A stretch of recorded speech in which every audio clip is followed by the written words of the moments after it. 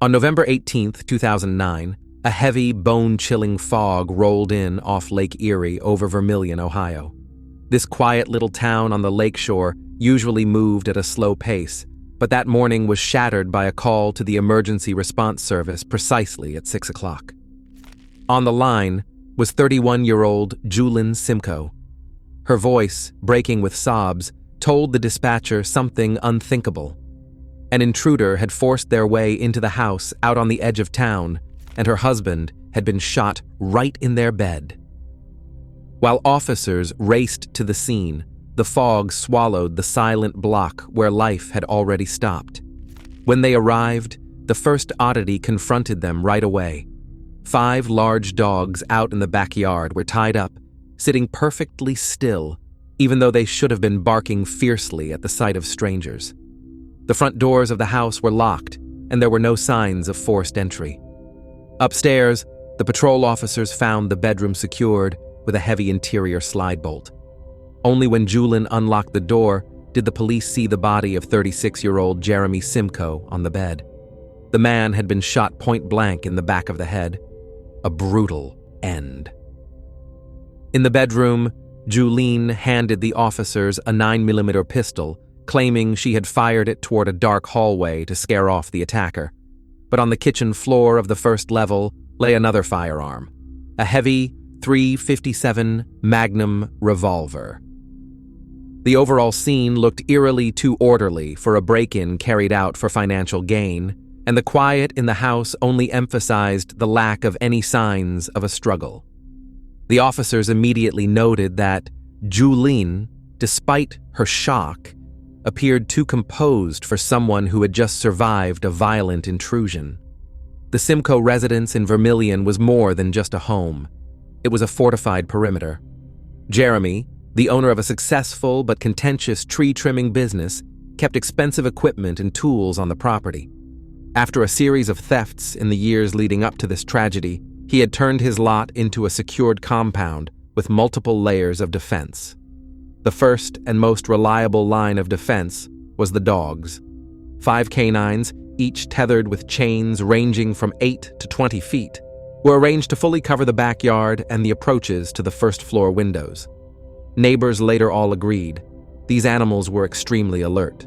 Any sound of footsteps on the gravel driveway would inevitably trigger a loud reaction from them. On a quiet night like the one before the crime, the barking would have been heard for several blocks. The second layer of protection was a sophisticated electronic system Jeremy had invested heavily in. At the entrance to the property, a set of motion-sensing gates was installed. Anytime a vehicle or person crossed the invisible line, a loud chime would sound inside the house, known in home security circles as a driveway alert. This system was designed so the couple could step out in time to calm the dogs before they reacted aggressively to a visitor. In addition, each entry door was fitted with its own sensor. If any door was opened, a distinct chime would echo through the house. The entire perimeter was monitored by surveillance cameras, and warning stickers were placed prominently on the windows, stating that the property owners were armed and prepared to defend their home if necessary. But the morning after the incident, investigators reviewing the performance of the security system faced a troubling contradiction. Not a single component of Jeremy's multi-layered defenses had activated on November 18th. The dogs had remained dead silent, something confirmed by multiple neighbors. The entry sensor had detected no unauthorized movement. None of the door chimes had sounded. More importantly, there were no signs of forced entry, no scratches near the locks, no pry marks, no busted frames. It all pointed to one of 2 disturbing possibilities. Either the individual responsible had somehow entered the home like a ghost, invisible to cameras and ignored by 5 trained guard dogs, or that person had lawful access to the keys, the codes, and the layout of the entire system. While forensic specialists worked their way through the master bedroom upstairs, investigators downstairs made discoveries that would later form the basis of the prosecution's case. In the kitchen, they found a strange and deliberate arrangement. A knocked-over chair, a .357 Magnum revolver, and a woman's purse left open with a large amount of cash inside, untouched. This instantly raised questions about the story of a robbery gone wrong. Even more suspicious was the condition of the Magnum. The revolver appeared unusually clean. No biological traces, no discernible fingerprints, not something typically seen with a weapon supposedly discarded in the chaos of a home invasion. But the real challenge came when authorities examined the technical side of the home's security system. The investigation had to clearly separate two components: the DVR, the device that records the camera footage, and the central alarm panel that logs door activity in a time-stamped text format. Crime scene techs quickly zeroed in on the control panel's electronic log, a tamper-proof record stored in the device's non-volatile memory, separate from the hard drive. These logs are nearly impossible to alter or erase, and what they revealed cast serious doubt on the entire story. According to the data, none of the exterior doors to the house had been opened during the night in question. Motion sensors inside the hallways didn't detect any movement until the moment Juline placed her call to emergency services. That directly contradicted her claim that an intruder had forced their way inside. Things got even more puzzling when investigators examined the yard. There, they found a pair of discarded gloves containing DNA from both Juline and Jeremy, along with a set of unfamiliar shoe prints embedded in the soft soil. It presented a strange contradiction. The physical evidence outside seemed to point to an outsider's presence, but the system's digital report, cold, mechanical, and consistent, told another story entirely. If a crime had been committed, the person responsible never entered from outside. They had been inside the house all along and never left. By the age of 36, Juline Simko had earned a reputation around Vermillion as someone whose presence almost always came with conflict. He ran his tree cutting and removal business with a heavy hand, a style many described as domineering. Former clients, and even people who had simply passed him on the street, described Jeremy as an explosive personality, a boss who would publicly belittle his crew. His business approach often bordered on flat-out aggression. He was known for underbidding competitors, forcing them off jobs and out of the market entirely. That alone had earned him plenty of enemies in Ohio's professional landscaping and contracting circles. Investigators launched a deep dive into everyone Jeremy had clashed with over the past year, hoping to uncover a link to a potential outside attacker. One incident stood out. Not long before the tragedy, a witness had observed Jeremy in a heated argument with a contractor. That man was overheard threatening to shoot Jeremy if he ever saw him again. It sounded serious, until phone records and a solid alibi took him off the suspect list entirely. Jeremy's past also contained evidence of his willingness to use force in self-defense. In one case, after being attacked, he fought back with a hatchet. The story became local legend, cementing his image as someone you didn't want to cross. But the deeper detectives dug, the clearer it became. Jeremy had built his home into a fortress and armed himself to the teeth for a reason. Years of aggressive business dealings had created a long list of people who had a motive, at least on paper, to see him gone.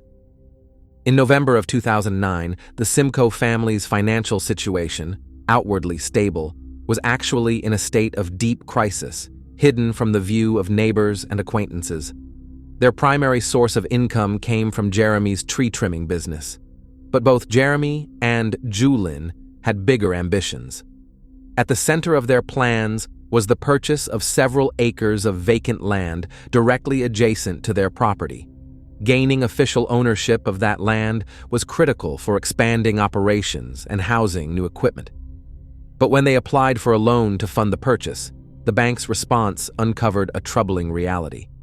A credit check revealed repeated financial missteps, late payments, outstanding debts, and poor credit scores. Financial institutions now viewed the couple as high-risk borrowers. Just days before the tragedy on November 18th, the bank issued a final notice, denying the loan outright. That denial crushed their expansion plans and meant losing control of land they already saw as theirs. Jeremy's sudden death immediately pushed the family's financial issues into the spotlight. Almost right after the incident in the bedroom, Juline claimed they had no accessible funds. She reached out to Jeremy's father, asking him to cover the full cost of the funeral, citing frozen or empty accounts. But soon, new details came to light. It turned out that Jeremy had multiple life insurance policies in his name. And, under one of them, Juline quickly received a payout of $6,000. When Jeremy's father found out, he refused to contribute any money toward funeral expenses, believing the widow was withholding information about the full extent of the insurance payouts. Jeremy's relatives were convinced the funds should have gone toward covering the business's mounting debts, not Juline's personal expenses. For investigators, financial gain became a key possible motive. The timing was too precise to ignore. The bank's loan denial and Jeremy's death had occurred within days of each other. Later, prosecutors would argue that those life insurance payouts were the only thing that allowed Juline to maintain her lifestyle after the collapse of her husband's business. The events of November 19, 2009, just one day after Jeremy's death, added a dramatic new twist to the Simko case, one that investigators would later refer to as a one-woman show. Less than 24 hours after the fatal incident, and shortly after being discharged from the hospital, Juline once again contacted emergency services. This time, she reported a second break-in. According to her, while the house was still under police watch and technically unoccupied, unknown individuals had somehow gained access and committed a theft. When officers arrived at the scene, they discovered that the home's main DVR, the central device that stored surveillance footage, had vanished. It was the only unit that might have contained any surviving video from the night of November 18th. Juline also claimed that around $2,000 in cash had gone missing. Officers noted a heavy metal safe in the home, showing fresh, deep scratches and dents around the hinges and door resembling the aftermath of a crowbar attack. But something didn't sit right. To get a better assessment, Juline hired a professional safe technician to examine the damage. His expert opinion would mark the first major blow to her story. The specialist found a broken metal tip wedged in the gap of the safe's door. It turned out to be part of a fireplace poker. He explained to police that the safe's design made it virtually impossible to breach using that tool. The tolerances between its parts were too tight. Forcing a poker into the seam would only scuff the exterior, not actually open the lock.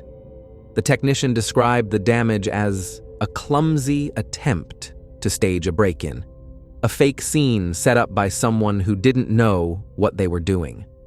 While he watched, Juline removed the broken tip from the door and placed it in a plastic bag, saying she would turn it over to detectives. But that crucial piece of evidence, like the DVR, vanished without a trace. This incident forced investigators to reclassify the alleged burglary. It no longer appeared to be an outside job. Instead, the focus shifted to Juline herself and to the possibility that she was actively destroying evidence that could unravel the myth of the mysterious intruder.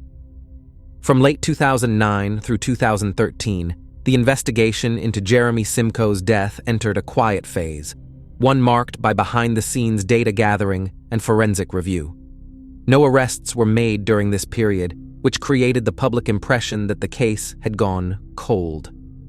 But, in reality, a bitter battle was playing out in Vermillion, not in court, but between the widow and Jeremy's family. The rift began immediately during funeral arrangements. The two sides couldn't agree on a location or the format of the service.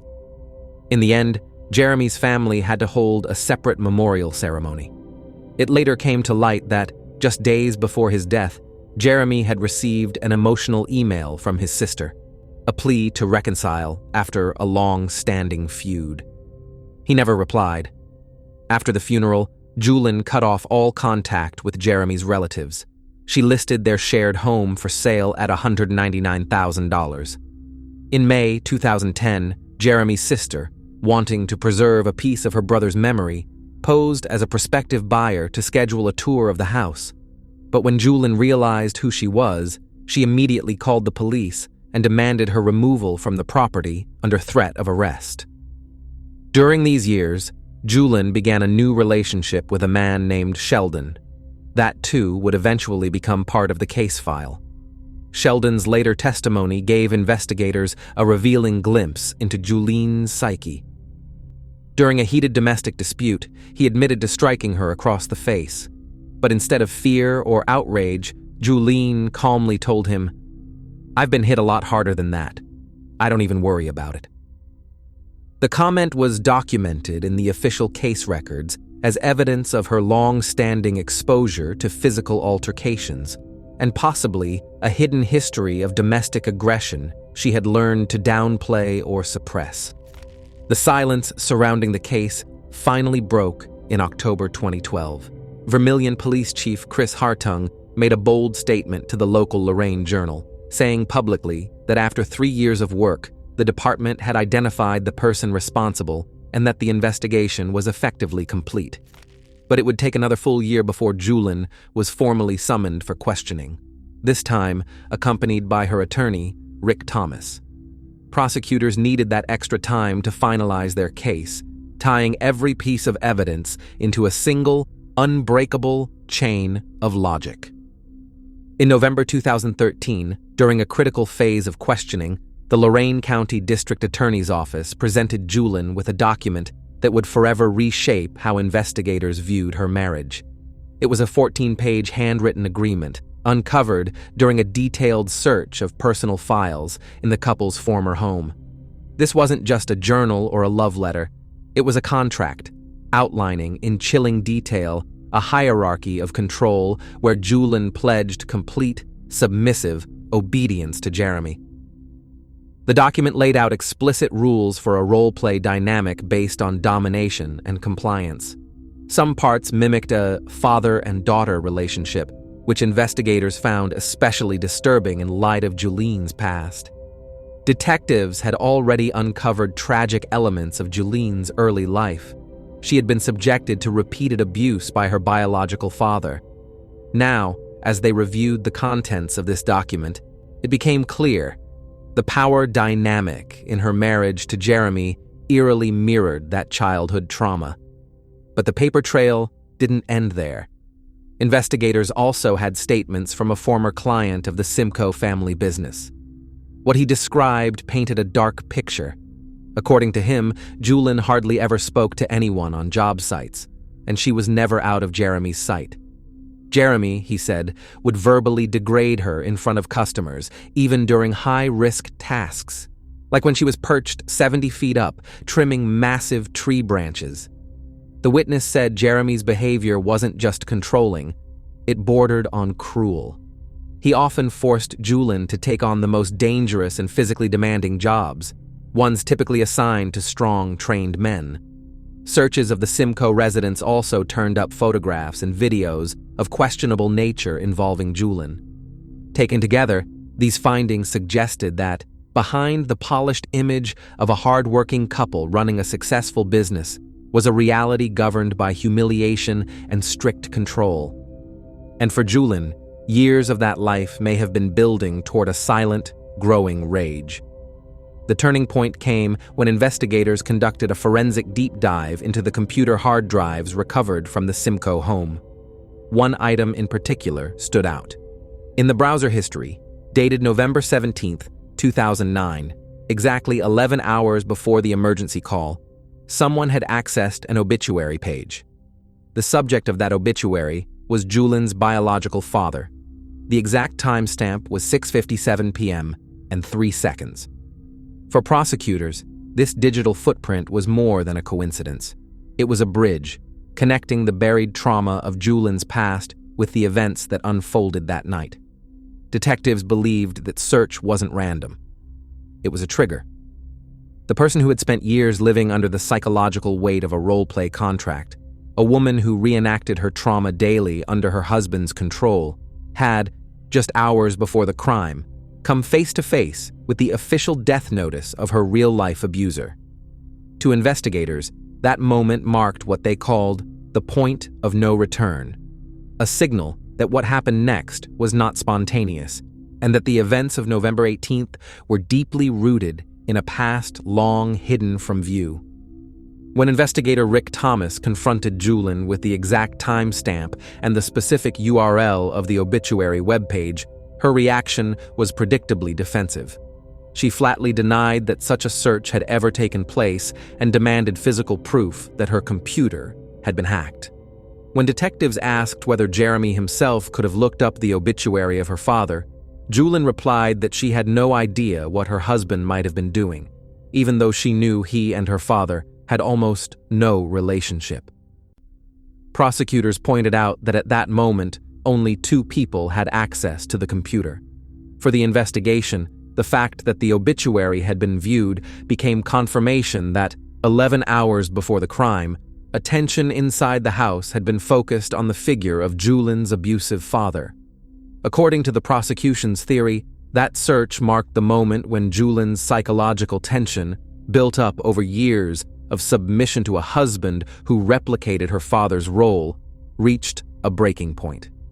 This single digital trace allowed investigators to draw a direct line from a psychological trigger to a deliberate act, completely dismantling the story of a random intruder. In the final stage, investigators turned to physical evidence that directly and unmistakably contradicted Juline Simko's original statements. One of the strongest arguments for the prosecution came from the forensic examination of the back door. Juline claimed that on the night of the crime, Jeremy had personally gone outside to check on and secure the dogs. But forensic testing showed that the inside handle of that door contained only Juline's biological traces. If Jeremy had truly gone outside, he would have left his own traces before putting on the gloves later found in the yard.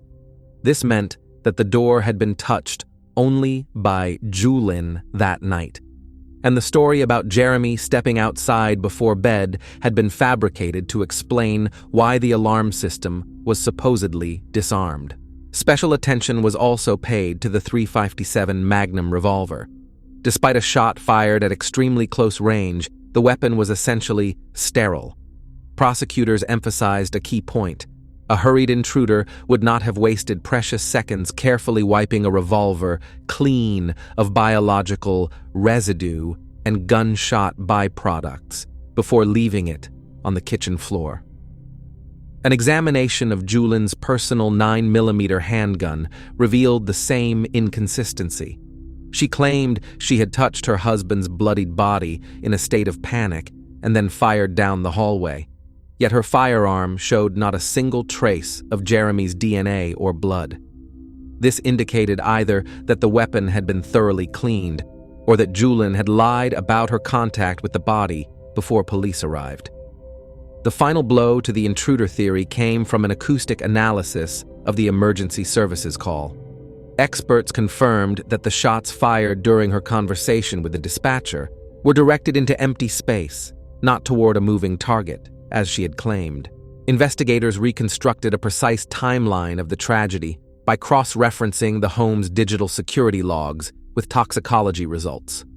On the surface, the evening before the crime appeared calm and ordinary. The couple spent time together doing household chores and preserving pumpkin. But at 6:57 p.m., immediately after Juline opened her father's obituary on the home computer, something inside her psyche appears to have finally fractured. Around that same time, Jeremy took Benadryl, a powerful sleep aid that effectively eliminated any chance of resistance or waking from noise. He fell into a deep, heavy sleep in his bed. Juline entered the bedroom when he was completely defenseless and fired a single, deliberate shot from the Magnum into the back of his head, using a pillow or blanket to muffle the sound. What followed was a long, methodical staging process that lasted several hours.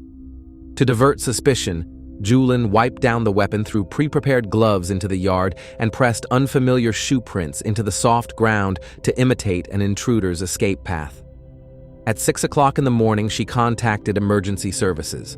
While still on the line with the dispatcher, the widow fired 2 shots into an empty hallway using her second handgun, acting out a scene of confrontation with an unseen attacker. But the acoustic analysis of that call revealed a disturbing reality. While the dispatcher pleaded with her to begin life-saving efforts, Juline stood in complete silence next to the body. She made no attempt to help her husband and didn't even approach him. Instead, she waited behind the locked bedroom door for officers to arrive. Those shots were nothing more than a performance, a staged act meant to disguise the crime and mislead investigators. The system logs confirmed it. During the entire sequence, not a single door was opened. The person responsible had never entered the house from outside.